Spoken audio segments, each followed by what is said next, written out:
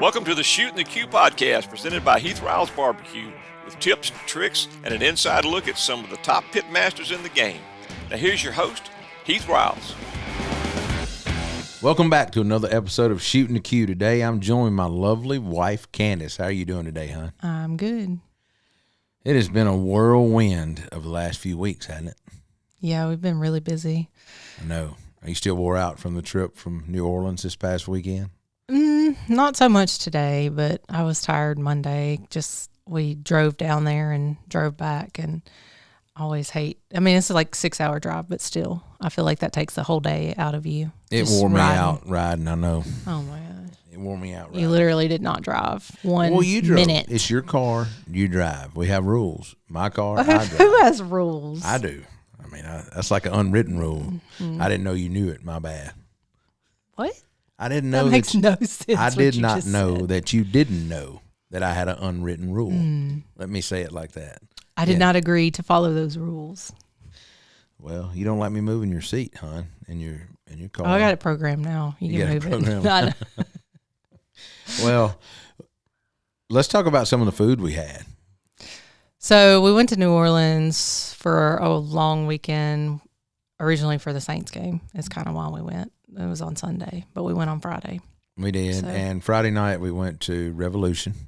Yes, which we've talked about before on the podcast. And it was kind of almost a sad bit of a letdown. I mean, it was good. Don't get me wrong. But it wasn't as good as the last time we went. But it was not as good as last time. And we even had Malcolm and Rochelle agree. They were with us.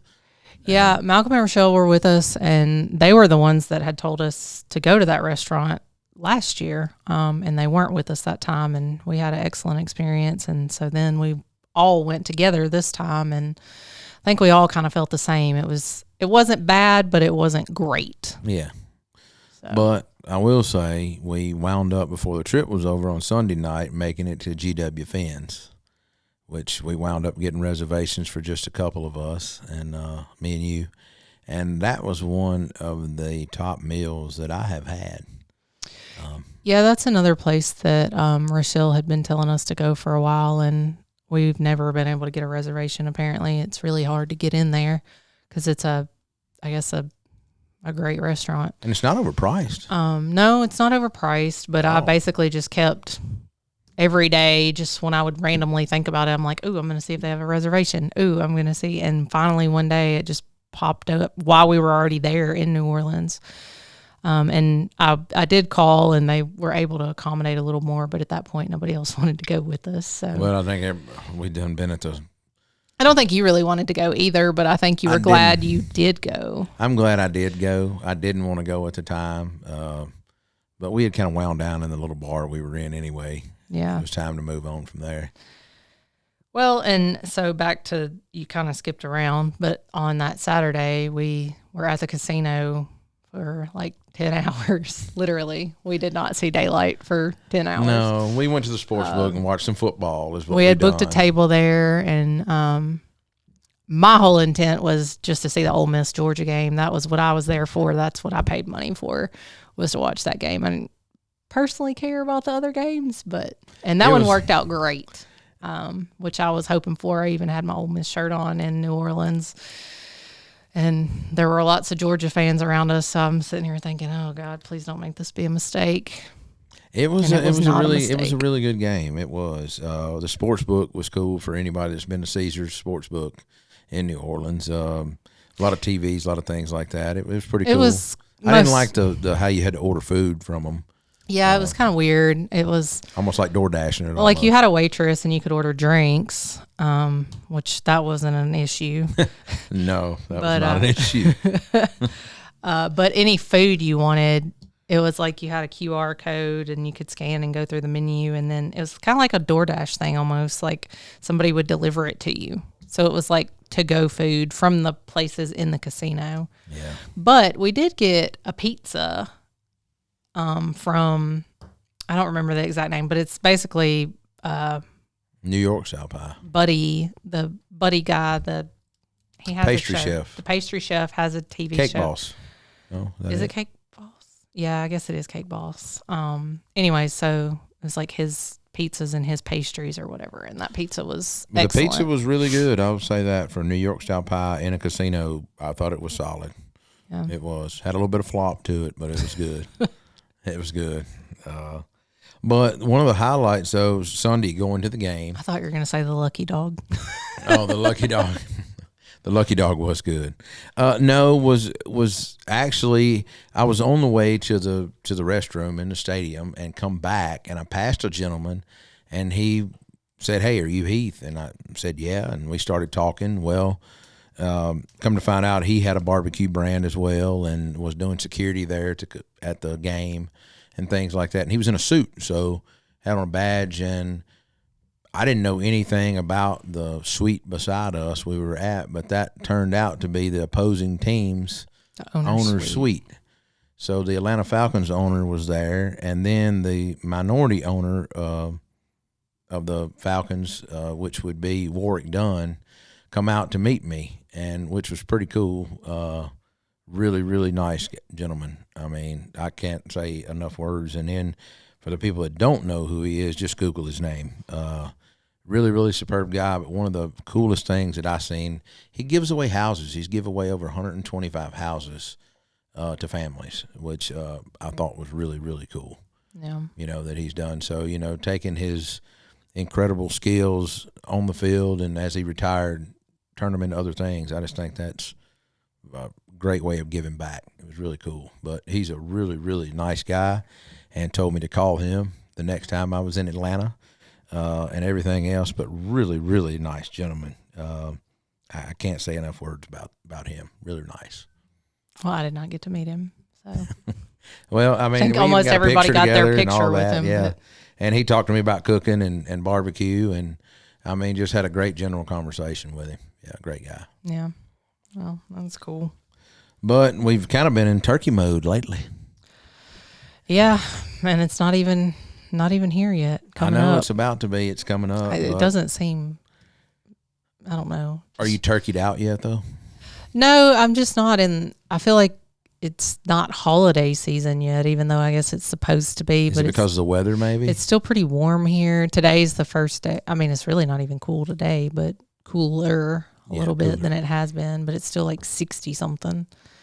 Yeah, we hadn't had the temps really set in. I think they're saying next week is when we're really supposed to start dropping into the 40s at night and maybe getting down. Maybe we'll get some 30s and things like that. But I don't know. I guess we'll see. Maybe it'll at least be cold by Christmas. I don't know.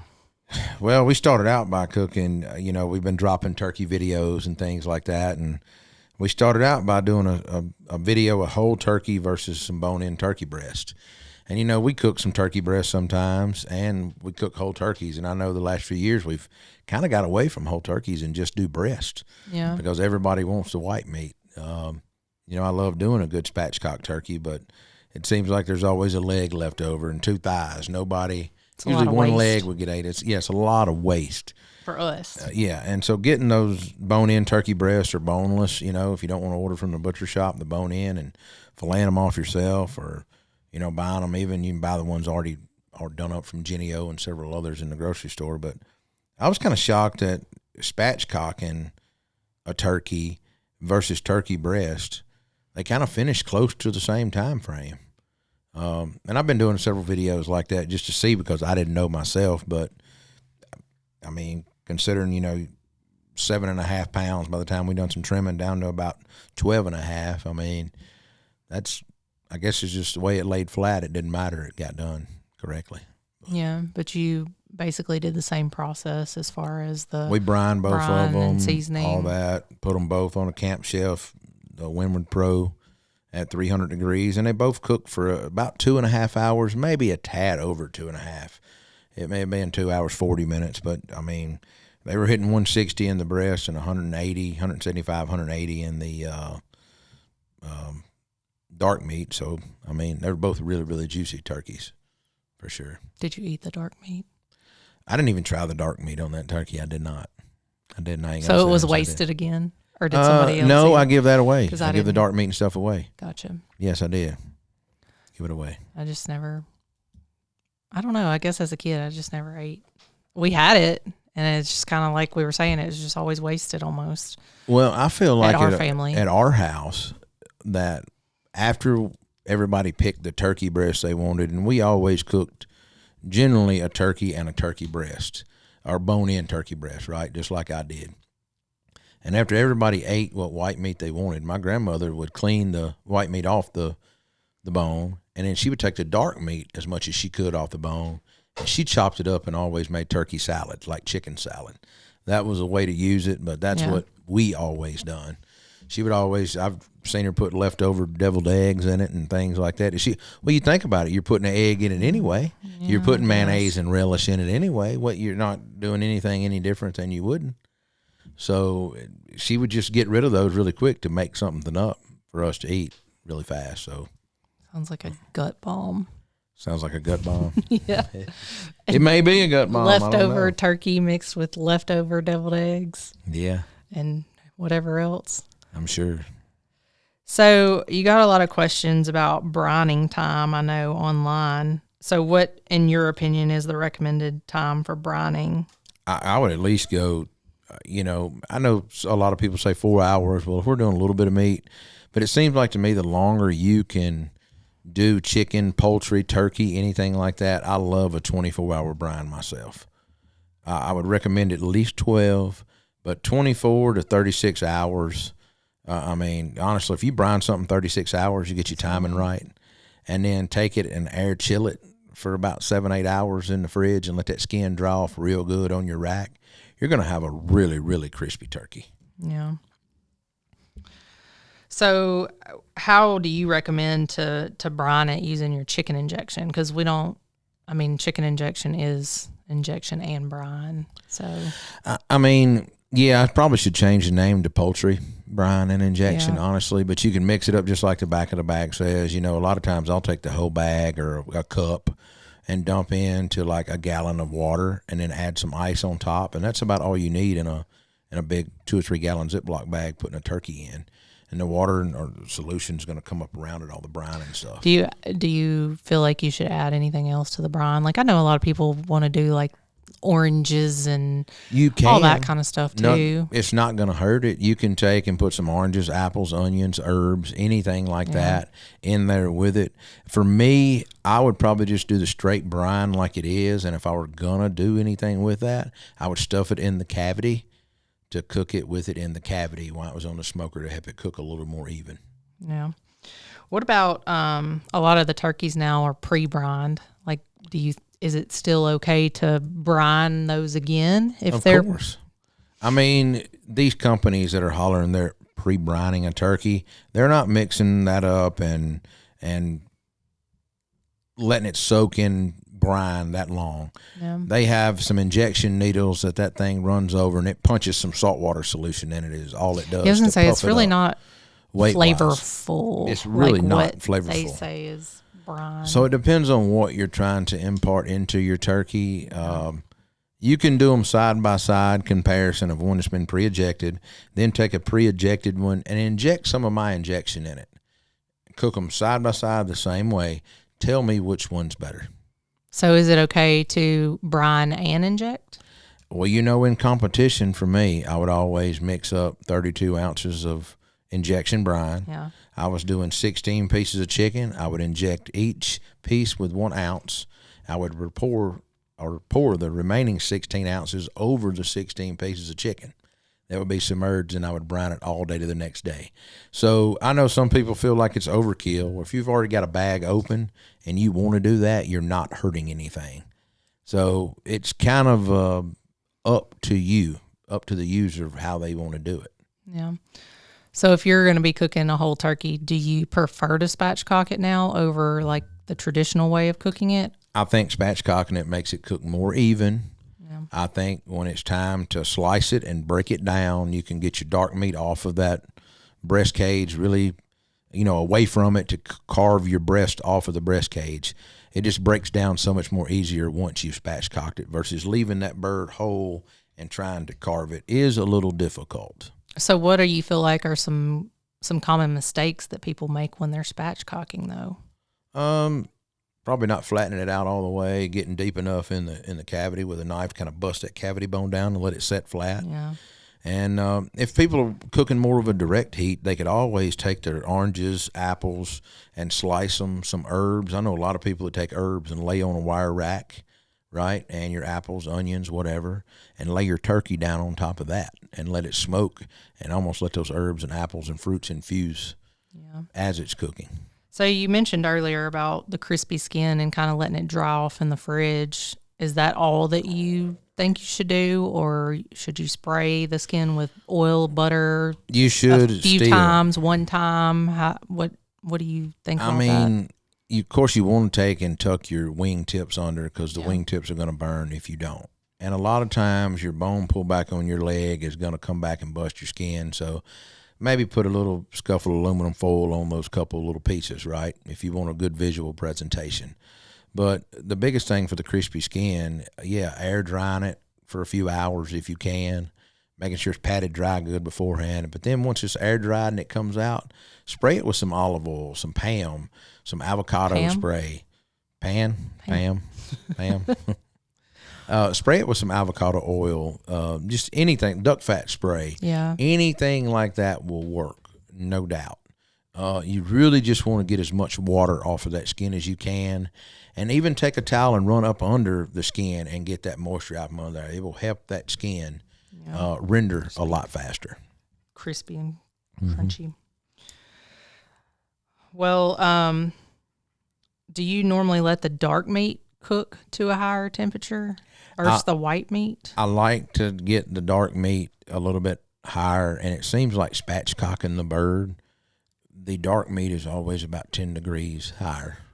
And so, which is fine, which is great. That's where you need it at, about 10 to 15 degrees hotter. Do you feel like dark meat is almost like oilier, or is that just me? To a sense, because it's going to be a little more fattier. Yeah. It's like greasier texture. And it takes a little bit more cooking time to melt those collagens because of the high fat content in the dark pieces of meat versus the lean white meat. It does not take as much. Yeah. I mean, you think about it when you tear into a chicken thigh versus when you tear into a chicken breast, right?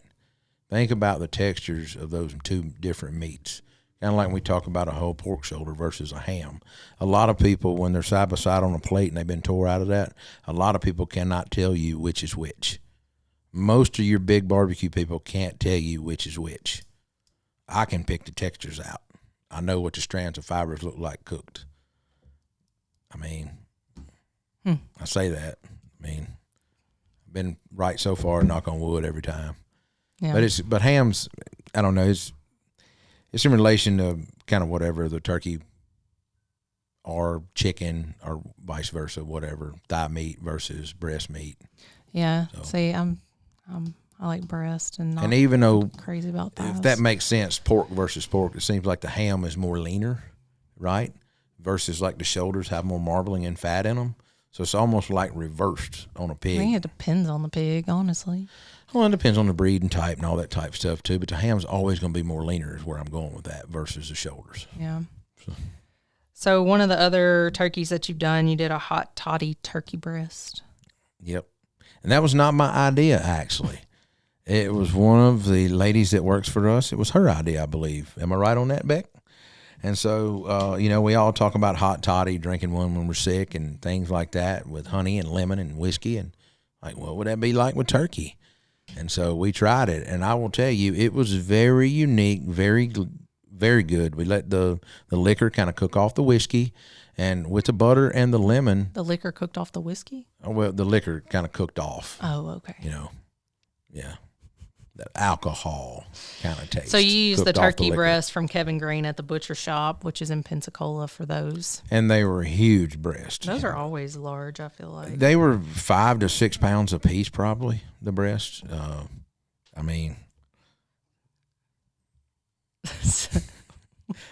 think we just had a epiphany. All right. And we're back. So for the turkey breast, you trimmed off the skin and you seasoned with the garlic butter and the competition barbecue rub for those on the hot toddy turkey, and then you smoked them on the Traeger. We did. We run them I think we'd run at 300 degrees, and after about 2 hours, they were hitting about 140 to 50 degrees, somewhere up in there. So we wrapped them up at the time because we knew they didn't like much.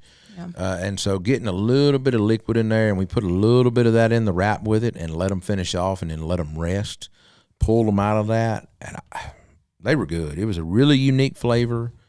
It was just something unique and different. So for the glaze, you used whiskey and lemon and the maple honey habanero glaze that we have, and a little bit of butter. What whiskey did you use? I used some Jack Daniels. Just straight up Jack Daniels? Straight up Jack Daniels. That's what I wrote and grabbed in the cupboard, just straight up. That's what was in the pantry, actually. It was a bottle in there. I didn't even have to go to my liquor cabinet. Oh, probably from when I made bourbon balls. Yeah, probably. I think so. So you kind of talked about the flavor and how you thought it was really good and different and unique. So would you do that on... You think it would only be good on turkey breast, or would that be good on a whole turkey? No, I think it'd be great on a whole turkey. I think that I would probably take the glaze and probably baste it on the turkey when it started hitting about 120. I would probably just raise the grill lid and kind of just damp it on with a mop, if that makes sense, and just let it build like that. You don't have to wrap it if you don't want to, even the turkey breast. You could have just glazed it on and just kept layer after layer. Because it was really thin glaze. It's not thick at all. So if somebody was worried about the whiskey part of that, I mean, you feel like that pretty much just cooks off anyways. It cooks like off. In most all cooking with alcohol, I feel Definitely. like, for the most part. Definitely. Yeah. So you talked about why you decided to do that. What do you like hot toddies, the drink? I mean, I do when I'm not feeling well. I mean, I'll drink one every now and then with lemon and honey. I mean, my grandmother used to let me do it back in the day. So how do you make yours? I mean, I was using just some regular honey and Jack Daniels, Gentleman Jack. I mean, whatever bourbon is there at the house at the time, in which I have a lot. So usually just whatever I reach and grab, and just a good shot. Make it with that. What's the Jack Daniels, the seasonal one that they always do? The fire one? The other one. We have a bottle of it. We've had it a while. The cider one? Yeah. Be good with that. That probably would be good. I haven't tried that, but that would be really good, I think. It would be. So next, after that, you've done a pineapple and cherry glazed ham recently. Well, I wanted to do a ham that when my grandmother always cooked, she always would take pineapple rings and cherries and stick it in the middle, and it'd be all over that ham, right? And a lot of times my grandmother used Coca-Cola. I think what she used. She that would pour, or Dr. Pepper was even used in my family some. So they would pour it over it, and my grandmother would open the oven. Or cherry coke. And most of the time, it was not a spiral cut ham. They always bought a green ham. It would have to cook a lot longer. Yeah. And it was always raw from the get-go, and I need to do a green ham video. But she would do that, and she would do the coke in there, and after about an hour, she would start basting that thing with that coke. She had like a turkey baster. And wasn't it like cloves that they stuck in it too? Yeah, like cloves. Older people. Yeah, yeah. A lot of them would do cross hatch it. They'd take their knife and cross hatch it, and it'd be so pretty. I feel like my grandmother did that, or my grandfather might have done that. I mean, it's to just be honest, but it was so unique. It was so traditional. People doing that and carving the ham like that and everything else. Now everybody's just buying spiral cut hams and ordering hams from the ball team. $80 True, a piece. I do see a lot of that, ball teams and fundraisers and all that around the holidays. And there's nothing wrong with that, supporting your locals and doing that if you don't want to cook you gotta one. Cook, so. And I know a lot of people are intimidated by turkey, right? A lot of people are, I feel like. Yeah. But the one thing I can say, a spiral cut ham is really easy for somebody to do because you're basically just reheating it. You're double smoking it. Right. So no matter what type of grill you have or anything like that, you really don't even have to have a grill. You can make you a grill out of something. Well, and to be honest, some of those are good with the little packet of stuff they come with, like that glaze that you mix up. I mean, they are. I've had them that way with nothing else added, or sometimes you just take that packet and doctor it up, Yep, that's right. For sure. But So on that one, you smoked that one on the Traeger as well. It is, but I use pecan rub on the ham. And I think the pecan rub give it a really good savory note against the cherry and the pineapple glazes kind of mixed together to do it. It was more of a traditional old school flavor, but kind of a new way to do things, if that makes sense. So do you feel like you prefer like that traditional ham, like you're saying your grandmother used to make, versus the spiral cut, or do you really care one way or the other? I feel like it's hit and miss.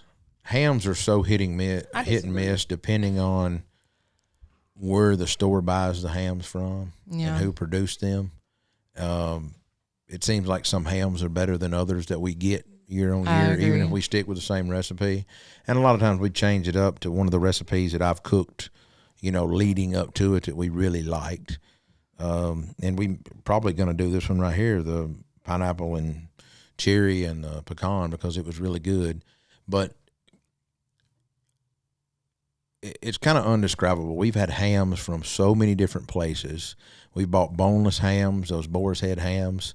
We bought bone-in spiral cut hams. We bought butt portions, and we've even ordered some spiral cut hams from like Cheshire Farms, Snake River Farms, places like that. Some Caribou pork over the years, done different ones, and you can tell a difference in some of the better hams versus just running to the grocery store and buying just a cheap commodity ham.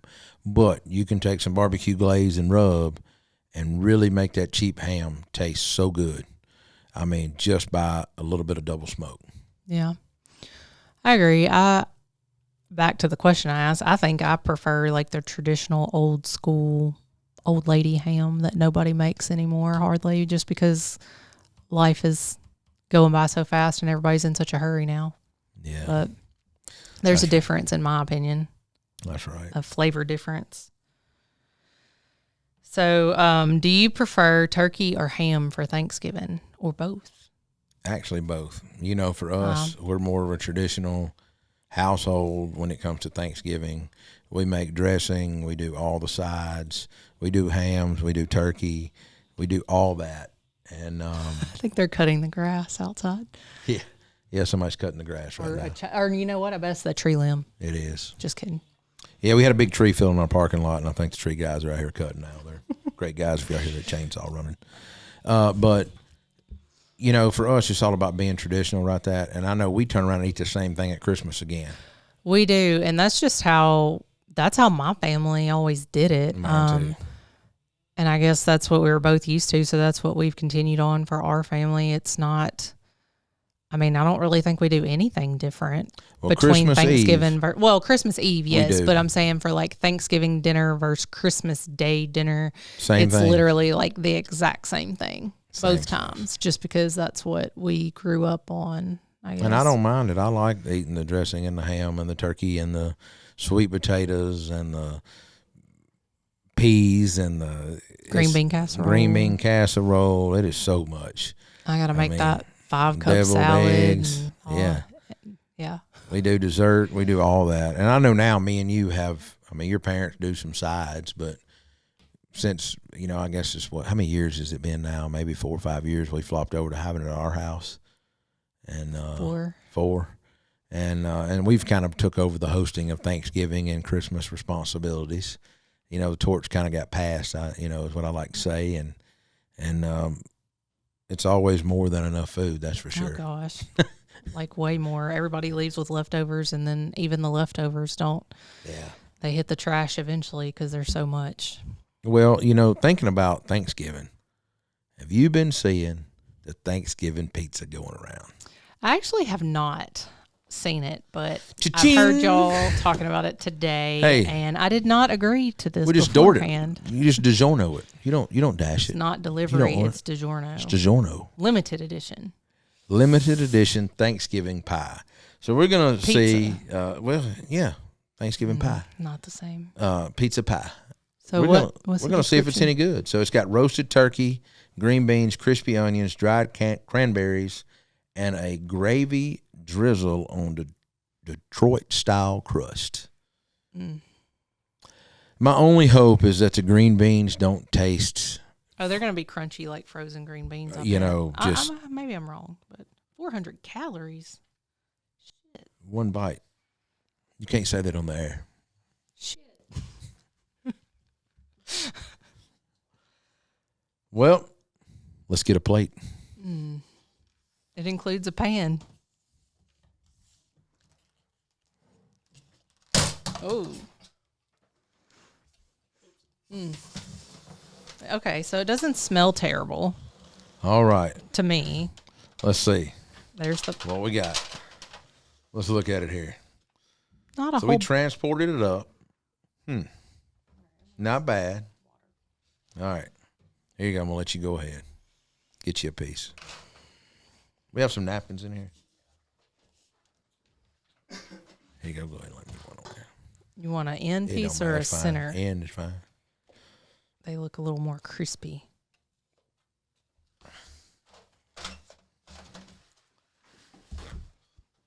Thanks. All right. I'm going to see what this is like. Why didn't we make alcohol drinks to taste on air or something? We can. Hey, try this wine. Okay. All right. Here we go. It smells good.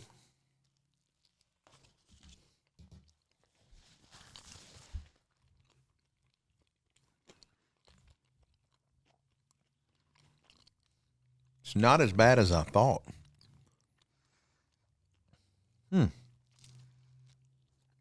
So I did not get a bite of cranberry, which is fine with me because I don't like sweet with meat. But I agree, it's not bad. But not if I terrible. had gotten a cranberry, I might think differently. But I see one. I went back for a second bite, and the gravy's not bad. And this has no salt, no added flavors, no anything. Says who? The Oh, turkey, you mean you didn't add it? Yeah, I didn't add I anything. was like, I'm pretty sure this is not an organic pizza. The green beans does taste like that, though. The frozen, like crunchy. no. Yeah. I mean, what do you? It's a frozen pizza. Well, Here, I'll take one more bite too. It's not terrible though. well, I know that everybody's probably looking for a rating on this pizza. See, I didn't like that bite as much. Sweet. 5.5. I mean, I'm not gonna. I don't know, maybe 6. I don't know. It's not my cup of tea. I mean, it's okay if I were starving on an island. I mean, but the turkey's not bad.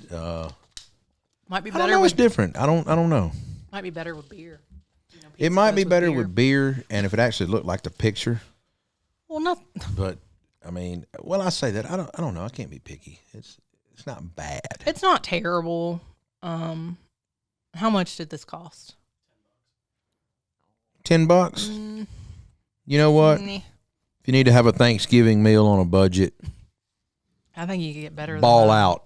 Get this and get a case of beer. Do your thing. Because you know what? You drink the case of beer, you're going to think you had the best meal anyway, That's so it don't true. matter. It'll be delicious. So if you're just living that life and, you know, Living that life.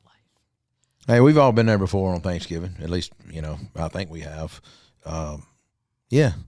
Beer and pizza and Thanksgiving included. Give it a try. Well, that pizza was interesting, wasn't it? It was different. I don't But not really know how to describe it. I don't like, either. as It was far more as the savory. Flavor. I mean, it didn't taste like Thanksgiving to me, but it didn't taste like pizza. I Yeah. don't know how to. I don't know how to describe it. Well, you know, the one thing that we did do, talking about the pizza there, you know, I done the moist maker sandwich from Friends. And moist, does that word bother you? No, I know it does some I know, some people. I know people it does bother. I know, and I stopped saying it around her. Except when I see her every once in a while, and I just say, "Hey, how you doing?" I mean, you know, I can't help it. When I know something agitates somebody, I always preg them. You should never tell me that. But anyway, the sandwich was really good. It was different. It had green bean casserole, sweet potatoes. Of course, the moist maker was the whole gravy-soaked piece of bread in between with the turkey and all on it. And it was something different as a stacked sandwich. But I think it would have been better for me on French bread. I think I could have built something a little bit more It was probably unique. soggy, wasn't it? Just the middle piece was because I used regular bread on the outsides and I gravy soaked a piece of bread, so it was almost like a club, if you could imagine. But it had stuffing on it too. I think I would have done something a little different if I done it on a French bread, like some French bread. I don't know if I would have used the green beans next time. I don't know. Yeah, I don't know that they belong on a sandwich, really, but I think it needed a thinner layer of dressing because of the bread already. Mm-hmm. Really thinner layer. That makes sense. But, moving on from Thanksgiving, we got some upcoming Black Friday deals coming on our website, Amazon, all that. We've got some upcoming giveaways for Christmas coming. Yep. And some things, so be on the lookout. Black Friday's coming is all I can say. Y'all hope y'all are ready. That and Cyber Monday. And then one of the biggest things was after, I don't know, several years of hard work, blood, sweat, and tears, we finally hit 100,000 followers on YouTube, which I probably don't try as hard as some people do on there. I'm not out here putting out multiple videos a week. We try to put out a video a week. And it's hard to keep up with everything, but I never thought I'd see 100,000 followers on YouTube. So thank you for everyone that was involved with helping me get there, and all the loyal fans that watch the videos every week and things like that. It was, it's pretty cool. I'd say that. Well, I feel like when we first started the YouTube, which was a while ago, it was a personal goal of mine to get to 100,000. And now I feel like I kind of passed that on because I can't take the credit for putting in the effort to specifically YouTube like I used to, because back when we first started, it was just me and you and the camera and lots of distasteful language and we did not great know lighting. We did not know what we were doing at all. We did not know what we were doing. But I still say thank you to Rochelle, who took the time to teach me all of those things, and that helped us get started. And then, we have grown as a company and passed that on to our employees, and they do a great job, much better than I ever did with that. So we finally got there. Well, with and the you help saying, of everyone. And you saying thank you to Rochelle. I mean, I probably would have never got started as hard as I did if it wasn't for Malcolm helping me out and Rochelle. Yeah. I mean, both of them helping us like they did, and kind of, I don't know, it's definitely been a wild ride for sure. But yeah, if you go back and watch those first few videos compared to now, they're pretty terrible. What was the very first video we did? I don't even remember. I'd have to look back. I think it was some chicken wings. It was. Okay. I think it was some chicken wings. Wasn't it like chicken wings two ways? Yeah, I think so. It had the first video. It had we did the cherry black pepper wings and then like a white sauce wing or something, right? I think. Yeah, we done it at the shop. That's right. We did start at the shop, and then we moved to our house because we had that patio at our old house. Kind of updated the patio there, and then we moved into the new house. The patio wasn't big enough, and I started filming in the garage. You remember that? I do. I was filming out in the driveway. Had grills out in the driveway while a patio was being built. Yeah, while the patio was being built, and now I guess it's kind of fitting to say that we're almost finished with our filming. Kind of kitchen studio at our farm we've been building. We actually started building before Malcolm broke ground on his, and we're just now about to wrap ours up. Which is pretty wild. Slowly but surely. Been about 2 years. We've been working on it 2.5, and I'm a little slow at some things, but I've done it my way. And if it wouldn't have been for friends and family helping me, we wouldn't have been able to do what we've done. Because I don't know. Once everybody finally sees it, I guess they'll see for themselves. We built a little bit bigger of a patio and all that kind of stuff, and I don't know. Get ready, some more content's coming. That's all I can say. So, well, with that being said, I appreciate you guys. Hope you and your family have a happy Thanksgiving from all of us here at Heath Riles BBQ. We'll see you next week on Shootin The Que. If you have any comments or suggestions for future episodes, please feel free to reach out to us on our social media channels. Leave us a review if you've enjoyed the show. And until next time, keep shooting the Que.